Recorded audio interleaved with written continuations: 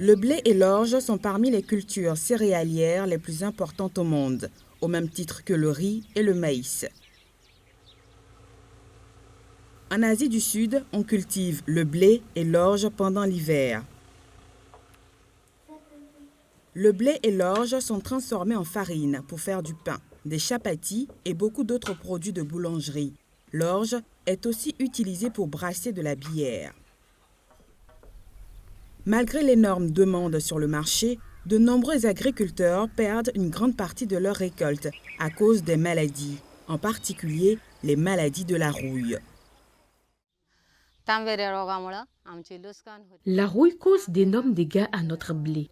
Au stade précoce de la culture, la rouille réduit la formation de pousses et au stade de maturité, elle cause le dessèchement des graines. À cause de cette maladie, notre production de blé a baissé de moitié.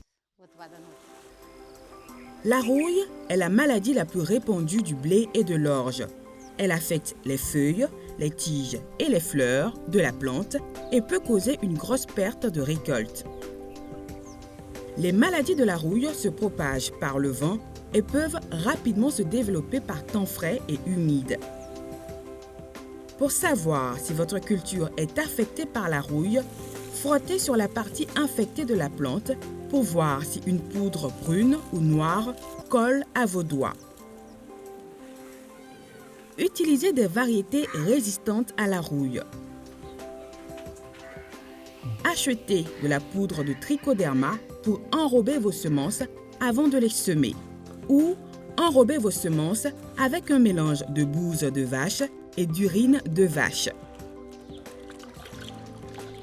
Vous pouvez pulvériser votre culture avec une solution à base de trichoderma ou une solution biologique faite maison comme mesure préventive 3 semaines après le semis.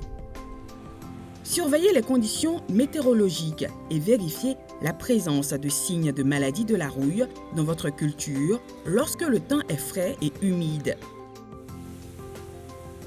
Si votre culture est attaquée par la rouille, pulvérisez du babeur aigre dilué pour tuer les champignons.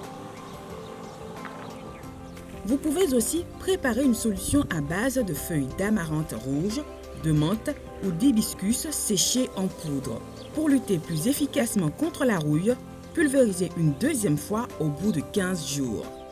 En combinant ces méthodes biologiques, vous serez en mesure de faire pousser une culture en bonne santé, de produire plus et de faire plus de profit.